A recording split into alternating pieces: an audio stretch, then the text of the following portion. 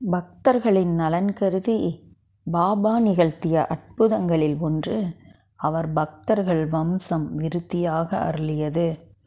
ஏதாவது ஒரு பக்தைக்கு பிள்ளை பேறு உண்டாகும் என பாபா ஆசி வழங்கினால் அநேகமாக அடுத்த 12 மாதங்களுக்குள் பாபாவின் வாக்கின்படி அப்பெண்மணி ஒரு ஆண் அல்லது பெண் குழந்தை பெறுவது உறுதி.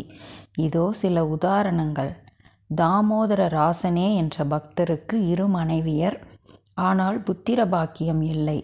அவரது ஜாதகத்தின்படி புத்திர ஸ்தானத்தில் ஒரு பாபி அல்லது பாவ கிரகம் இருப்பதால் இப்பிறவியில் அவருக்கு சந்ததி உண்டாக வாய்ப்பில்லை என ஜோதிடர்கள் கூறிவிட்டனர்.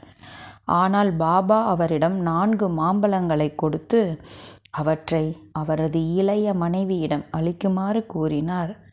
அம்மனைவி மூலமாக அவருக்கு 8 குழந்தைகள் பிறப்பார்கள் என்றும் அவற்றில் முதல் 2 ஆண் குழந்தைகள் என்றும் பாபா உறுதியளித்தார். அம்மாது அவ்வாறே பழங்களை உண்டு பாபா கூறியபடியே வரிசையாக ஆண் பெண் ஆகிய 8 குழந்தைகளை ஈன்றாள். பிள்ளைப்பேறு இல்லாத தசரத சக்கரவர்த்தி தம் குலகுருவான வசிஷ்டரின் ஆலோசனையை பெற்ற சம்பவத்தை இது நினைவூட்டுகிறது.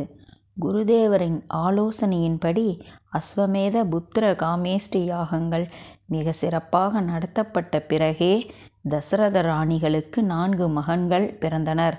ஆனால் ராசனேவை பொறுத்தவரை ஒரு வசிஷ்டரும் இருக்கவில்லை, யாகங்களும் நடைபெறவில்லை. வசிஷ்டர், வாமதேவர், பிருகு, புத்திரகாமேஷ்டி, அஸ்வமேதம் யாவுமே பாபாவின் உள்ளே அடக்கமாயிருத்தல் வேண்டும். ஆகவே அவரால் தம் பக்தருக்கு 8 குழந்தைகள் பிறக்கும் என உறுதியளிக்க முடிந்தது. அவ்வாறே நடந்தது. மற்றுமொரு சுவையான நிகழ்ச்சி. சிந்தே என்ற பக்தருக்கு 7 பெண்கள், ஒரு பிள்ளை கூட இல்லை. சீரடியிலிருந்து 200 மைல்கள் தொலைவில் உள்ள கங்காபூர் என்ற தலத்திலிருந்த தத்தாத்ரேயர் ஆலயத்திற்கு சென்று தனக்கு ஒரு ஆண் பிள்ளை பிறக்க வேண்டுமென இவர்கள் பிரார்த்தித்தனர். அப்படி 12 மாதங்களுக்குள் அவர்களுக்கு ஆண் குழந்தை பிறந்துவிட்டால் அக்குழந்தையுடன் கங்காபூர் வந்து காணிக்கைகள் அளிப்பதாக வேண்டிக் கொண்டனர். அவருடைய பிரார்த்தனை பலித்தது. 12 மாதங்களில் ஒரு ஆண் குழந்தை பிறந்தது. ஆனால் அதன் பின் 6 வருடங்கள் ஆகியும் சிந்தே கங்காபூர் செல்லவில்லை. ஒருமுறை சீரடிக்கு அவர் வந்தார். அவரை கண்ட பாபா வெகுண்டு, உனக்கு என்ன அகம்பாவமும் ஆணவமும்? உன் பிராப்த கர்மாவின்படி உனக்கு ஆண் குழந்தை ஏது? தம் உடலை காட்டி, இவ்வுடலை கிழித்து உனக்கு உன் பிரார்த்தனையின்படி ஆண்மகன் பிறக்கச் செய்தேன் என கர்ஜித்தார். பிராப்த கர்மா அல்லது ஊழ்வினையின் நியதிகளை மாற்றி பாபா அருள் புரிந்தது இந்த ஒரு சம்பவத்தில் மட்டுமல்ல. 3ஆவதாக ஒரு சம்பவம் விசேஷமானது.